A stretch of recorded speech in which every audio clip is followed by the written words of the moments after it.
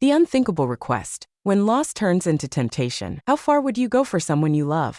What if they asked you to do something that seemed unimaginable, something so wrong it would change everything? I never imagined the day would come when I would be asked to make a choice so wrong. But that was exactly what happened, the day my mother passed away. My name is Emily, and for the longest time, I had a life that I thought was perfect. I had a loving husband, 2 children, and my mother and father were always there, guiding me through life. But when my mother died, everything changed. She had been sick for a long time, and when she finally passed, I felt like the world had collapsed on me. It wasn't just losing a mother, it was losing a piece of myself. A part of me that I had never thought could disappear. For weeks, the house felt emptier than it ever had before. The memories of my mother flooded every corner, every room. Every place I looked, I saw her. I heard her voice in the halls, felt her warmth in the kitchen. It felt as though I couldn't breathe without her. And I didn't know how to move forward. Emily struggled with her father's grief. My father, of course, was devastated. He was always the strong one, the one who protected us, who gave us guidance. But after my mother's death, I saw something in him that I had never seen before. A brokenness. A vulnerability. I couldn't even remember the last time I had seen my father cry. But this time he was falling apart, and there was nothing I could do to stop it. The days dragged on. I found myself spending more and more time at the house, trying to comfort my father, trying to hold things together. But no matter how hard I tried, I couldn't escape the hollow feeling inside. I couldn't escape the truth. I was just as lost as he was. His grief was consuming him, and no matter how much I wanted to help, I didn't know how. I didn't have the answers. I couldn't stop the pain in his eyes, the loneliness in his voice. We were both drowning in the same sea, but neither of us knew how to swim. One evening, just a few days after the funeral, my father called me into his study. He didn't ask for me. He didn't say much. But when I stepped into the room, I saw it in his eyes, the deep pain, the desperation that had consumed him. I sat down across from him, and we both sat in silence for what felt like an eternity. The air was thick with unspoken words. Words we both knew we couldn't take back. Finally, my father spoke. "Emily, there's something I need to ask you. Something that may seem strange, but I don't know who else to turn to." "Of course, Dad." "What's wrong?" "I need you to stay close to me, Emily. I need you to be here for me in ways that you may not understand right now. Your mother's death, it's left a hole in my life. I can't do this alone." "Dad, what do you mean? What are you asking me to do?" "I know it sounds strange, but I need your comfort, your closeness. You're all I have left." Emily's internal struggle. In that moment, I didn't know what to say. My mind was racing. I wanted to refuse him. I wanted to tell him that this wasn't right, that it felt wrong. But how could I? How could I deny the man who had always been there for me? The man who had always given me everything. The days that followed were a blur of confusion and guilt. I stayed with my father more, helping him with the house, trying to keep things together. But every time I looked at him, something felt different. There were moments of tenderness, moments when he would touch me, just a little too long. His hand would linger on my arm, or his gaze would stay on me longer than necessary. I tried to ignore it. I told myself it was just grief.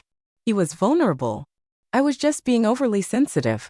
But the more time we spent together, the more the lines between what was appropriate and what wasn't began to blur.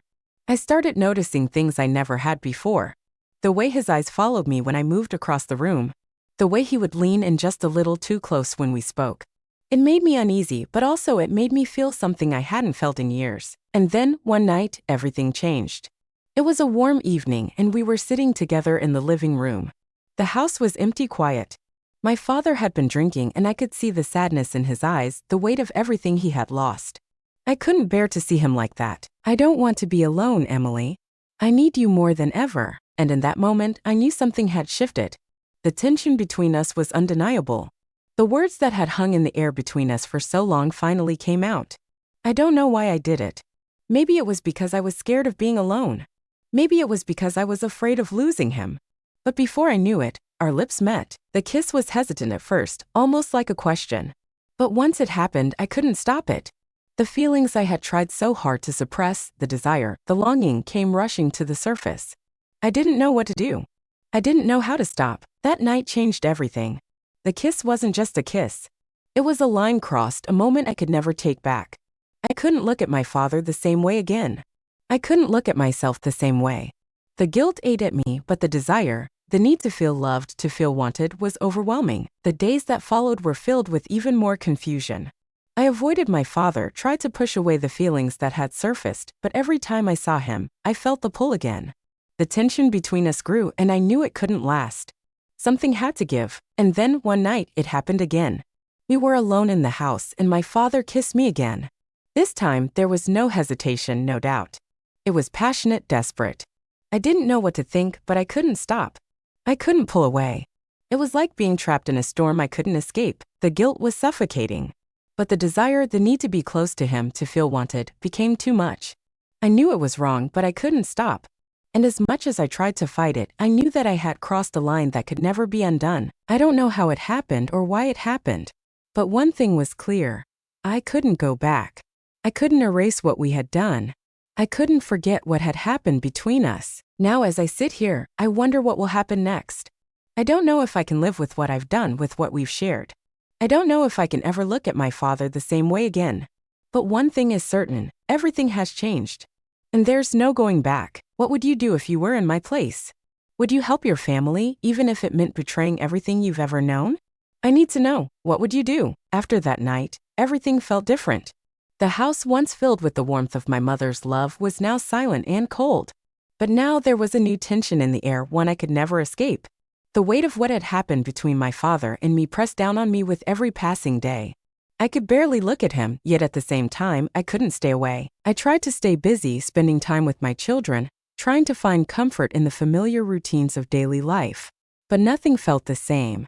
I found myself avoiding my husband not because I didn't love him, but because I couldn't look him in the eye without thinking of what had happened. The shame and guilt I felt were suffocating. Every moment felt like I was living a lie. And every time I looked at my father, the weight of our kiss hung between us like a dark cloud. The nights were the hardest.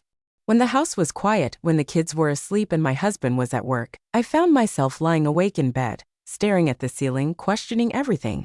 I couldn't escape the image of my father's face, the desperation in his eyes, the way he had kissed me and how I had kissed him back. The feelings of desire, of needing to be wanted, had clouded my judgment. But the guilt, it was like a constant storm in my mind, crashing against my thoughts. The following days felt like a blur. I couldn't focus on anything. I would spend hours cleaning, cooking, doing everything I could to avoid looking at my father, but there were moments when our eyes would meet, and I could feel the tension building again. His touch was lingering, his gaze too intense. The boundary that had once existed between us was gone, erased by that one moment. It wasn't long before I found myself alone with him again. This time I was in the kitchen, trying to distract myself from my thoughts. The air was thick with unspoken words, and the silence between us was deafening. I could feel his presence behind me before he even spoke. "Emily, please. I can't do this anymore. I need you. I need you in a way I can't explain. What we did. It was a mistake, but I need you and I can't stop myself anymore." My heart raced as I turned to face him. There was no turning back now. My body trembled with conflicting emotions: guilt, desire, fear. And yet, as if by some unseen force, I found myself drawn to him again. The kiss was like a fire that had been smoldering, waiting to ignite. This time there was no hesitation. The kiss was deeper, more urgent. I couldn't stop myself. And for a moment it felt right. It felt like I was needed, like I was being wanted in a way that I had never felt before. But then reality set in. The guilt hit me like a crashing wave. I pulled away from him, my hands shaking, my mind racing. What had I just done? I couldn't breathe, couldn't think. The feelings I had been trying to suppress were now too strong to ignore. And the consequences of our actions felt like a weight that would crush me. I could see it in his eyes, he didn't regret it. He was broken, lost, and in his desperation, he was reaching for me.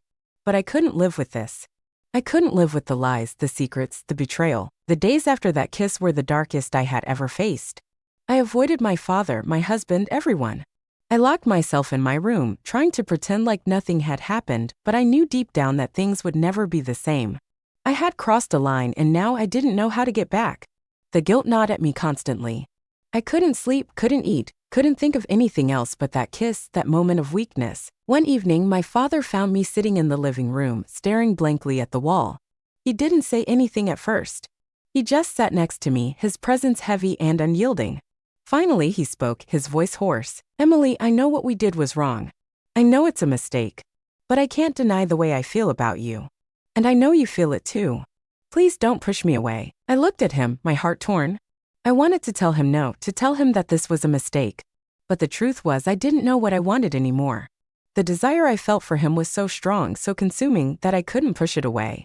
I didn't know how to stop. The guilt and desire were tearing me apart. I couldn't live with what we had done, but I also couldn't stop myself from wanting more. The lines between right and wrong had blurred, and I didn't know where I stood anymore. I tried to distance myself, but every time I saw my father, I felt the pull again. The tension was unbearable. I knew it was wrong, but I couldn't help myself. One night, I found myself standing in front of the mirror, looking at the woman I had become. Who was I now? What had I done? I thought about my husband, my children, the life I had once known. How could I face them after what I had done? But as much as I tried to fight it, I knew the truth. I had crossed a line, and there was no going back. My father came to me again, desperate for answers. But this time, I had no answers to give him. I was broken too. I couldn't continue this, but I didn't know how to stop. We were both trapped in this tangled web of guilt, desire, and shame. And the more we tried to fight it, the more we were pulled into the storm. The guilt was suffocating, and the temptation was too much to resist. I knew it was wrong, but in that moment, it didn't feel wrong. It felt like the only thing that made sense. And as much as I hated myself for it, I couldn't pull away. What would you do if you were in my place? Would you choose family, even if it meant betraying everything you've ever known? Would you give in to temptation, knowing it could ruin everything? What would you do? If this story has made you question what you would do, share your thoughts and stories in the comments below. Don't forget to like, share, and subscribe to the channel. Join me as we uncover the deepest corners of the human heart. Stay tuned for more stories that will keep you on the edge of your seat.